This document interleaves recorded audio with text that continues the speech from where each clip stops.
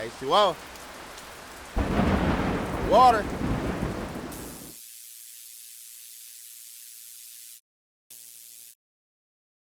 Today we're here at Negative into Positive, and you're your host, H2O Ron. And today we're here with what's your name and where you from? My name is Dan Nierling, and I'm from Waterloo. I've been here almost 40 years now. Grew up in Cedar Rapids, Iowa. Okay, and what made you want to start doing your profession? You know, I think when I was a kid, I used to read the Cedar Rapids Gazette, the newspaper, and on the back page of the newspaper, every day they had a full page of pictures. This was back in the heyday of newspapers. Okay. And I'd go home and look at those all the time, and pictures from all over the world, local pictures, everything. And I think that probably led me to it to some degree. And then my sister went into journalism when I was younger, and I kind of watched what she was doing when she went to college, and I thought, that's kind of interesting. I always liked to write, so initially I thought I was going to be a writer. And so I thought I was going to be write novels. And then I realized that's really difficult. Yeah. Moved into journalism and on, and eventually into photojournalism. Okay, so who are some of your influences? Early on, I think there was a photographer named Stan Grossfeld who worked for the Boston Globe, and just an incredible black and white photographer. Back in the days of all black and white, pretty much. Yeah. And he was a strong influence. And the National Press Photographers Association was a really strong organization then. And so you got exposed to a lot of the best newspaper photographers and magazine photographers around the country, and he was one. And he came to a seminar thing that I went to see, and he has this beautiful photograph of the famine in Ethiopia, and it's a mother holding her little baby like this, and it's black and white with all the backgrounds out of focus, and it's basically the Madonna and child imagery, but in the current famine of Ethiopia in 1984, I think it was, and that had a hell of an impact on me. And so those people, National Geographic photographers, Sam Abel, William Albert Allard, Steve McCurry, Jody Cobb. I met Jody Cobb at that same seminar. Okay. There's a photographer for the Chicago Sun-Times, John H. White, who he won the Pulitzer for street photography, before it was called street photography. And that was probably 1983 or so. He won, and I also saw him at that same seminar. So just a lot of those people. And then later in life, Henri Cartier-Bresson, who was a French photographer and just kind of the father of modern day photojournalism, essentially. Okay. Lots of different people like that. I'm trying to think after that. Sam Abel from the Geographic, he just has a poetic sense of photography that's just something special. Okay. So what is something that you would tell your younger self? Something I would tell my younger self. Read more, think more, spend more time just thinking about things and kind of trying to understand other people's perspectives, why people do the things they do. Continue to look at images and analyze, be more patient with people, pay more attention to detail. Right. I can go on and on. Right, yeah, for sure. I already know that's the same things I would say, so I get that part. Okay, so what is something that you have coming up? Something that I have coming up. I don't have a ton of stuff coming up. We'll teach next semester again. Yeah. And so I have a full load of classes. I am taking some online training for some Premiere Pro training, some color grading and things like that, because I'm teaching that class next semester. Haven't taught it in a while. I want to add some stuff to that. Okay. But otherwise just teaching and trying to keep the program in shape. We're making a few curriculum changes in the program. So kind of monitoring those, getting those through the process, hopefully making it a better experience for students so they go out of here with a little bit better set of skills than they have up until this point. So that's constant evolution. Okay, yeah. Great program, by the way. Thanks. Okay, and where can the people find if you have any merch or your business? So I do have a website. It's just dnierling.wixsite.com, and they can see my work there. I don't really, it's weird. After I left the newspaper, I still make a lot of, hopefully, good still photographs. I don't really ever sell stuff or anything like that. And in fact, it got to the point where I was like, okay, I have to actually just make some prints of some of these photographs, because I just shoot them and I'm like, oh, that's awesome. Because I love that sense of creating, right? And in a lot of ways, I could care less if anybody ever sees them. And in fact, the stuff I'll show you today, a lot of people have probably never seen it, ever. And literally, no human being has ever seen it besides me, maybe my ex-wife. And it's just, so I don't really sell, I don't have merch, but yeah, I just, I like I say, dnierling.wixsite.com, I think is the address for it. Okay. Yeah. Instagram, just dnierling on Instagram. All right, perfect.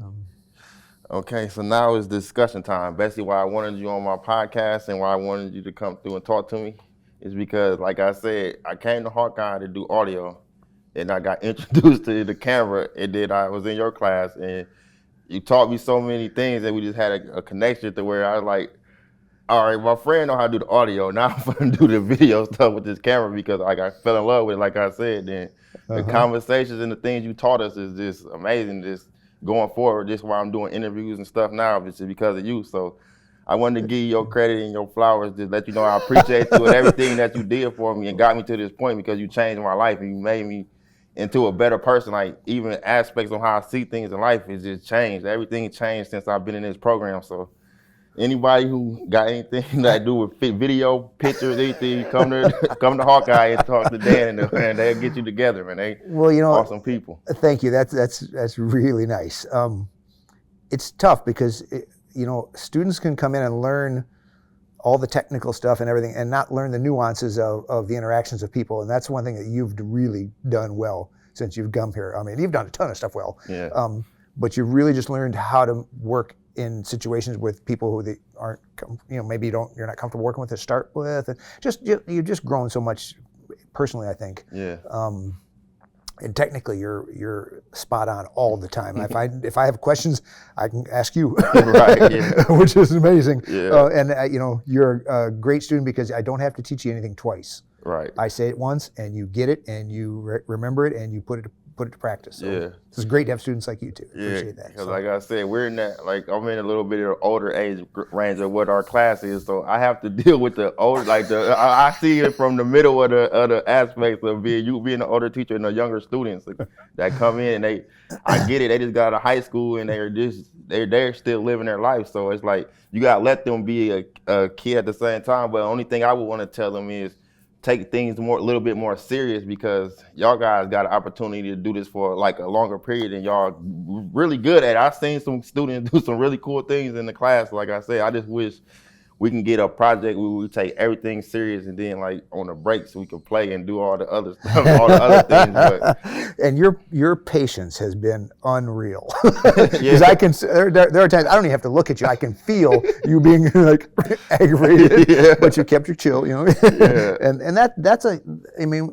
is gonna happen to you. No matter where you go, you're gonna encounter people like that on your sets and on your scenes. Yeah. And it is frustrating as a professional who really wants to succeed and excel. Yeah. When other people around you aren't doing what they aren't performing at the level that you.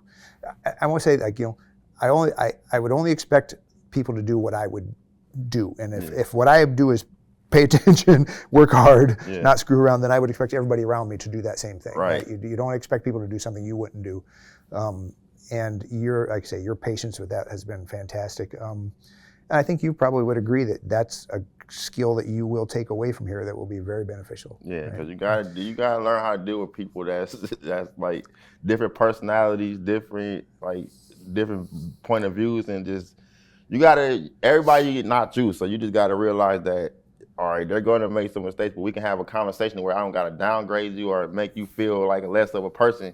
But I just want I see something in you that maybe you don't see in yourself, and I just want you to take forward actions into being a better person because I say, I see some students who got some talent in our class. And if you and I sat down and talked about each individual student in our class, I bet you we would come to almost the exact same conclusions about where they are now, what little things they need to work on, and how successful they'll be in the future. Because it's just, you've lived enough life, right? And that's a big part of it. And a lot of these young kids haven't lived a really young life. But that's I was there, right? Right. I'd like to go back and listen to my teacher talk about me. Right. What would they say about where I was at 18, 19, 20? Yeah, I can't be a hypocrite to it because I'm guilty of the same thing, like I said. So that's why I give them the benefit of the doubt. But me being an older student and wanting to see them succeed, this is how you get on us sometimes. I just say get on them sometimes, quit screwing around, it's serious right here. So, like I said, it's just the ability of them to take it serious, so. You bring up a good point too about, we're here. Let's work. We'll screw off during break time. Yeah. There's plenty of time to goof around. Yeah, because it's so cool. We got access to some nice equipment and cool things that we be doing, cool projects. You took us on trips. Yeah. We went to KCR, like we went to the Hearst building. Yep, Went KCCI. to film festivals. We've been to like all type of little things, even the Hickory Hills thing that y'all had to do at the first semester. Like that was the introduction into all of the things that we're doing now, because like you made us do the interviews out there. Yeah. We had a party. We got to play. We got to do things that, I mean, you had to collect a lot of things at that time. So looking back, hindsight into where we're at now, it's just so amazing what y'all guys have done for us, and I appreciate everything y'all did for us and the opportunities and things y'all taught us, because like it changed my life, like for real. Like I never thought I'd be doing this, never thought I'd be shooting pictures. I've been jumping out taking pictures of horses and all type of weird stuff. Like I never thought I'd You got it bad, brother. Yeah, like it just got bad, like to the point where I love it. Like I actually love this, like the whole thing of this, even doing these interviews. Like I know a lot of cool people in the city, and I want to talk to them and give them the flowers and the recognition that they deserve. So yeah, you're kind of in a way. So I came out of the journalism field, and that's I had a former boss who said, "You're basically a cultural anthropologist. You and I, people like us, we're just curious about people, and we want to know what makes them tick, and we want to know how they got to be successful or how they came through tough times or whatever." We're just naturally curious, and we like to pass that information along. We like to tell those stories, and you like to give people their credit. That's what I like about you too. Like you done brought some people up or showed us some videos of people and stuff just coming in being like so excited about it. I'm like, man, that's cool that he's that type of person, because some people would be like, oh, I'm not gonna never show them people's work. I'm gonna show you my stuff. Yeah, I only want to show you my work, but no, you give everybody their credit. You know a lot of cool people. You showed us a lot of cool photos. Like when I be in your office, I be like, man, look at all these pictures he took, and there's so many great photos. I'm like, man, like just the eye to have that. Then when we out in the field and doing stuff, and you just teaching us, you be like, man, he's really passionate about this. You want to see us succeed. So that's why I really appreciate you, because you're not one of them teachers that's just here to, just come in, do what y'all guys want to do. No, you teaching us and you making us learn, and you showed us so many cool things. And and it's cool as a teacher to see the passion in students. I mean, that's what makes it easy to be a teacher, makes it fun to be a teacher. All the other stuff that goes along with teaching is a pain in the rear. All the administrative stuff, all the curriculum things we were talking about, all that stuff. But when students are passionate about it and committed, and they get it, and you see the progress, like I think back to your very first video from Hickory Hills. I'll bet it's horrible. Horrible. And to see that growth, and that's basically a year and 3 months ago. Right, and it is just so cool to see that. And who knows what life is about, but if it's about helping others succeed and about helping people get to see things in themselves they didn't see before, to succeed at levels they didn't, that's a cool thing, right? I mean, I could have been a doctor or something like that, I suppose. Never really set out to be a teacher. Set out to be a photojournalist. I found out as we hired interns, and I worked with them, and then I became a boss and worked with the photographers, and just helping people develop was just really something I enjoyed. And I never really consciously even thought about it for the longest time. And then I took a job as an adjunct teacher here in the photography program. And I was like, oh, that's really cool. And then had a chance, just got lucky. I mean, a guy quit. I was adjuncting. He quit that semester. I was in the right place at the right time, applied for the job, got the full-time job. And it was right about the time newspapers were kind of waning and the internet was really starting to have an effect, and video was moving into newspapers. And I was like, you know what? I'm going to make the jump. And then we're kind of getting off track, I guess. But then after that, same thing happened later in the teaching career when video started coming in heavier and heavier. And somebody suggested we should have a video class. So we ran one video class, and it filled up immediately.